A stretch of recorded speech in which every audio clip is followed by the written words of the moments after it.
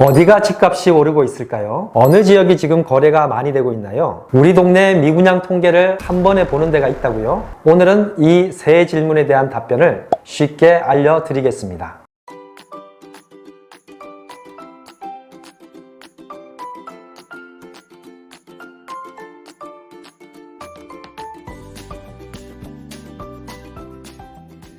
집값의 상승기와 하락기를 파악하는데 가장 중요한 단서 세 가지가 무엇이었죠? 네, 전세가율, 아파트 거래량, 미분양 수치입니다. 아직도 생소하시다고요? 반복 시청하세요. 위 세 가지 통계를 모두 볼 수 있는 곳이 한국부동산원이 제공하는 부동산 통계 정보 시스템 R1입니다. 한국부동산원이 생소한 분들이 많죠? 작년 말까지 한국감정원으로 불리던 공기업입니다. 요즘은 공공기관에서 생성된 빅데이터들을 공유하고 있기 때문에 다른 부동산 사이트에서도 관련 통계를 볼 수는 있어요. 하지만 한국부동산원이 원조라는 거. 그렇다면 한국부동산원에서 통계를 활용하는 방법을 알려드릴게요. 오늘은 서울과 부산을 예로 보여드리겠습니다. 네이버에서 한국부동산원을 검색합니다. 한국부동산원 홈페이지 바로가기를 누르세요. R1 부동산 통계 정보 시스템을 선택하면 여러가지 자료들을 볼 수 있는 옵션들이 보입니다. 우선 서울과 부산의 최근 10년간 아파트 평균 매매 가격의 변화를 비교해 볼까요? 전국 주택가격 동향 조사를 누르세요. 그리고 아파트의 매매 가격 중 평균 매매 가격을 선택하세요. 상단의 지역 버튼에서 서울과 부산을 선택한 후 최근 10년간 매매 가격 흐름을 보겠습니다. 위에 파란색 선은 서울을, 아래 녹색 선은 부산을 나타냅니다. 서울은 2013년까지 가격이 하락하다 2014년은 하락을 멈춘 후 1년간 바닥을 다집니다. 그 후 2015년부터 가격이 상승한 것을 볼 수 있죠. 그러나 부산은 2017년까지 서울과 비슷한 흐름을 보이다가 서울이 급격히 오르던 2018년과 2019년에는 오히려 아파트 가격이 하락한 것을 볼 수 있습니다. 다음 통계를 해석하기 위해 이 서울과 부산의 매매가의 변화를 꼭 기억하세요. 그럼 서울과 부산의 최근 10년간 연간 아파트 전세가율 데이터를 비교해보죠. 아파트의 매매가격 대비 전세가격을 선택하면 됩니다.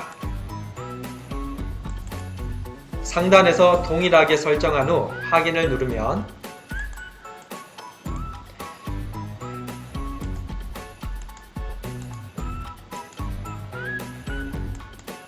마술과 같이 서울과 부산의 전세가율 변화를 비교할 수 있습니다. 제가 이전 영상에서 설명드렸던 것처럼 서울의 전세가율이 부산에 비해 낮은 것을 확인하실 수 있습니다. 여기서 재미있는 것은 2018년 초에 서울의 전세가율이 부산보다 높았다는 사실입니다. 바로 서울의 아파트 가격은 급격히 상승하고 부산은 하락하던 시점과 일치합니다. 전세가율이 아파트 매매가의 향방을 알려주는 좋은 지표라고 말씀드린 이유를 아시겠죠? 다음은 서울과 부산의 최근 10년간 아파트 거래량을 비교해 보겠습니다. 부동산 거래 현황에서 아파트 거래 현황을 선택한 후 연도별, 행정구역별 거래를 고르세요. 이전과 마찬가지로 상단의 지역 버튼에서 서울과 부산을 함께 선택한 후 검색 기간을 최근 10년으로 지정하세요.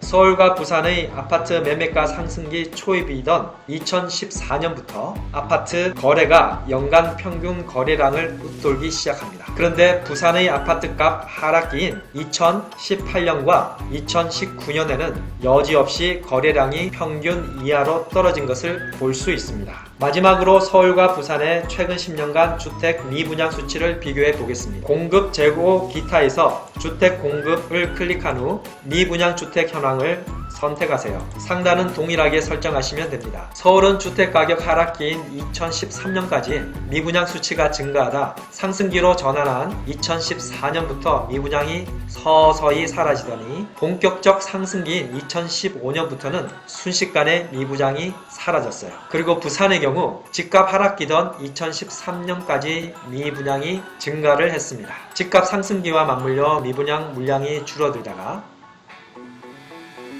집값이 하락한 2018년과 2019년에 미분양 물량이 크게 늘어난 것을 볼 수가 있습니다. 통계에서 보았듯 지금까지 이 홍보자가 주장했던 집값 변동을 미리 알려주는 조짐들이 과학적으로 입증이 되죠. 그런데 작년 한국부동산원이 제공한 통계치에 의문이 많이 제기되었어요. 그 이유는 집값 통계를 제공하는 양대 산맥인 KB국민은행과 한국부동산원의 차이가 컸기 때문입니다. 실제 피부로 느끼는 매매와 전세의 동향은 KB국민은행 통계가 훨씬 설득력이 있었거든요. 아래 표를 보면 이해가 가실 거예요. 한국부동산원은 실거래가를 기반으로 월 1회 통계를 발표하는 반면 KB국민은행은 제휴된 공인중개사들이 제공한 호가 위주의 데이터를 주 1회 발표했습니다. 실거래가는 계약일로부터 최대 30일 후에 취합이 되니 한국부동산원 통계가 신속히 현장 분위기를 반영하지 못하는 것은 당연하겠죠. 부동산 전문가들은 KB국민은행 자료를 더 신뢰했지만 호가를 기반으로 한 자료이므로 시세가 높게 나올 수 있다는 비판도 있었습니다. 그런데 아쉽게도 최근 KB국민은행은 17년간 제공해오던 부동산 지수를 더 이상 제공하지 않기로 결정했습니다. 오늘은 여러분이 관심 있게 보는 지역의 집값 동향을 직접 파악할 수 있도록 한국부동산원의 부동산 통계 정보 시스템을 사용하는 방법을 알려드렸습니다. 7년째 오르고 있는 집값, 계속 오를 것인지 아니면 떨어질 것인지 궁금하시죠? 그럼 통계라는 무기를 가지고 이 홍보자가 다음 주에 과학적인 예측을 하겠습니다. 구독과 좋아요와 알람은 부자 되는 지름길입니다. 단디 부자님들 안녕!